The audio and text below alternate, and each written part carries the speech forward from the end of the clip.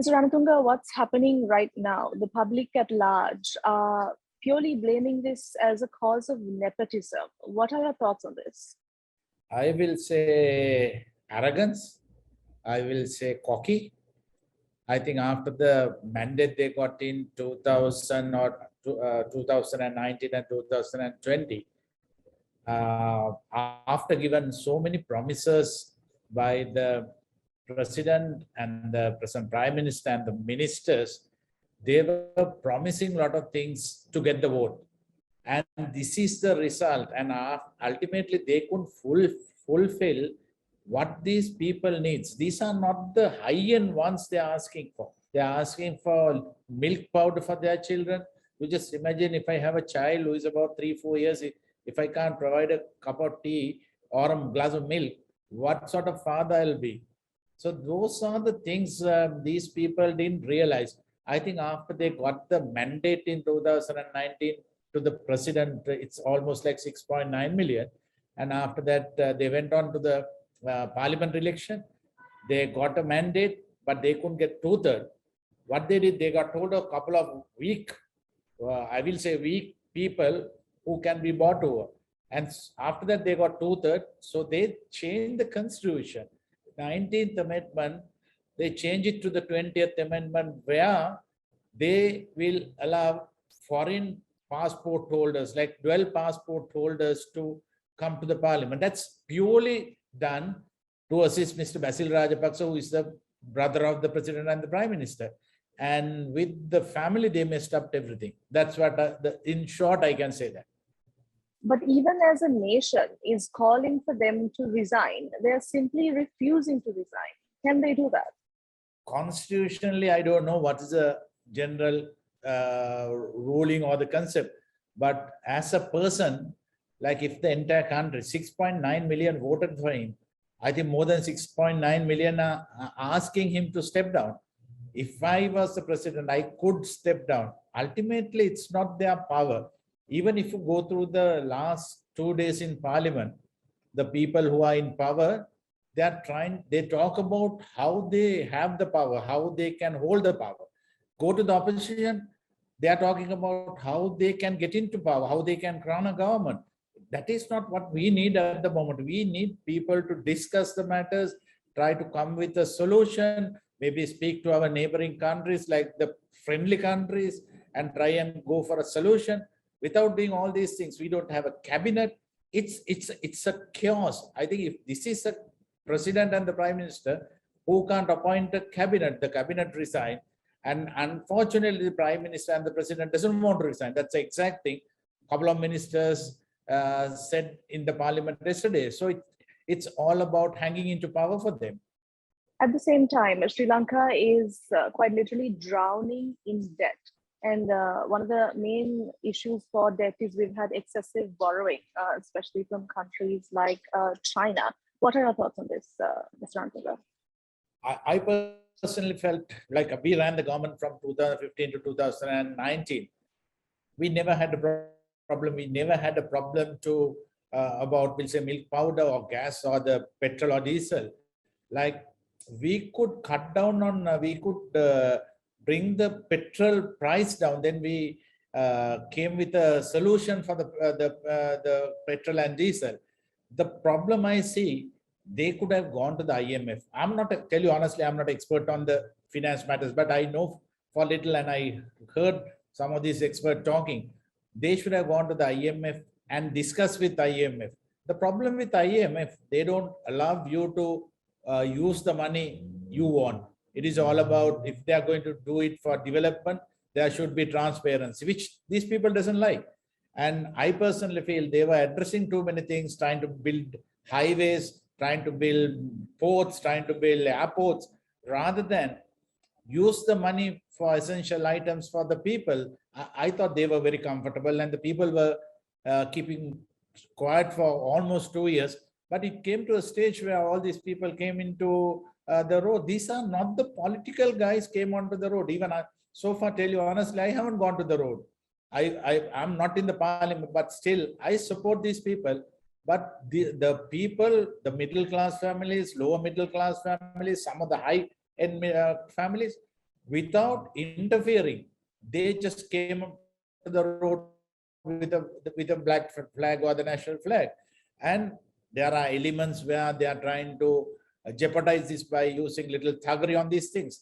But overall, I feel that it's all about how you manage. And we manage it for 4.5 years, almost 5 years. We know the difficulties we had, but it's all about understanding the situation, come with a solution, which this particular government failed for last 2 years. Also, when speaking about seeking for assistance from friendly countries, India has through and through, especially the past few months, been of assistance to Sri Lanka. What are your comments on this, Mr. Athauda? I think India has been very helpful to Sri Lanka for a long period. I was in politics from 2001. I know the support they have given, especially the last 5 years when we ran the government. I had bilateral talks with India, and they have been very helpful. They were understanding the issues we face when it comes to unions, and we could address them. It's all about communication. People can't be arrogant. The government can't be arrogant saying that we have power. It's all about how you communicate, how you explain yourself and say what we need. I think India has been very, very graciously helping us for the last so many years. Even now, they have allocated something like 2.5 billion. It's not a easy amount. And luckily, they identified the issues we had. It's all about medical area and even the diesel and the petrol. Those are the major issues we face in this country. I will say milk powder, petrol, diesel, and the medical. I think there's a huge shortage of medicine in the country. So I'm glad and happy that India put a foot into it and try to help us like they did in the last so many years. Also, this government has been accused of large-scale mismanagement. And you being a prominent sports star, Mr. Ranatunga, the standard of Sri Lanka cricket, of what it used to be when you were the World Cup winning captain to what it is now, is undeniably drastically different. So what do you think went wrong there? It's like the government. Cricket board is just like the government. Like we don't have a single international cricketer in the cricket board. Minister appointed some of the senior cricketers like Aravinda, Sangakkara, Jayawardena, and Murali. But unfortunately, the cricket is run by the elected body, which has something like 143 votes. And they are very incompetent.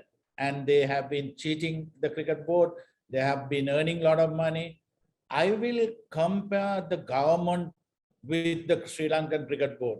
So if the government is failing, and the minister doesn't have the backbone to put a stop to it, because ultimately the problem we have here, every time a government comes, a minister comes in, the cricket board, corrupt people know how to tap the minister. It has happened for so many years, and it is happening now.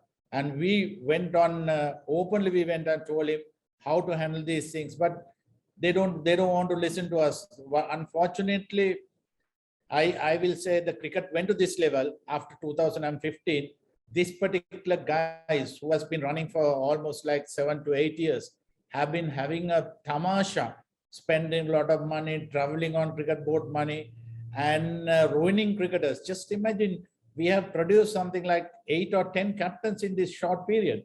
We have played about something like 40, 50, maybe 60, close to 60 cricketers in short period.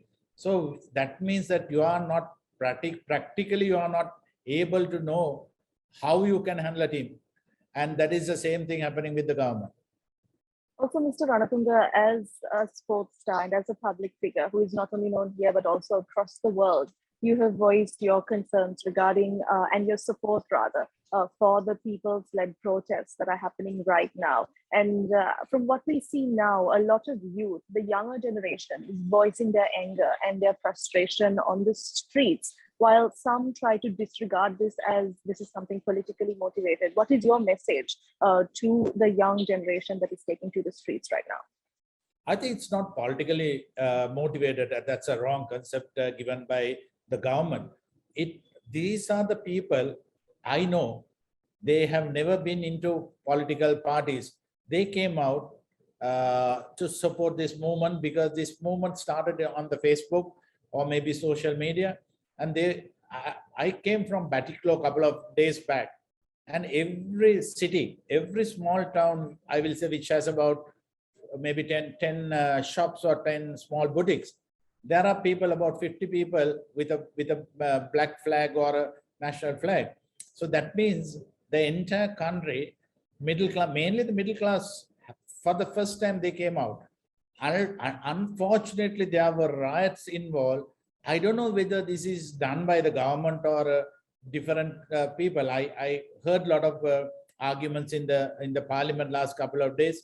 So the opposition was accusing some people who has left the country, people who were involved in earning money, has left the country so far, are involved in this. I'm sure the Sri Lankan public, the public I know, they are not arrogant people. They are not people who will take a knife and come to the road. They are very innocent people, but there can be a percentage where they are trying to jeopardize this by get this thing involved in violence. I think that's what happened in front of the president's house.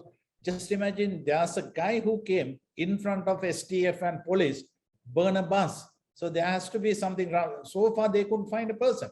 I got it up to the point where you spoke about the bus and how that's sort of unusual. So maybe like a message towards the end to the youth and all of that, that would be good, Mr. Athauda. Actually, I post a message on my Facebook, and what I want people to do, go to the road, go and protest, but don't make violence onto it. If you find a person who is trying to be violent, try to damage government property or even personal property, try to stop them, maybe get hold of them and see who these people are. I know for sure, I know these people, the Sri Lankans are not arrogant, Sri Lankans are not very violent people. They prefer to smile, they prefer to help each other. I'm sure that's the exact thing they do that. Even if you see these protests, there are people who comes and gives them water, gives them little food. This is the typical concept. So you can't say this is done by a political parties. Now that I'm sure some of the political parties are trying to gain something from that, but overall it's 99, I will say 95% of the protests are done by the general public, which they were never involved in political parties. Thank you very much, Mr. Ranatunga. Thank you so much for joining. Thank you.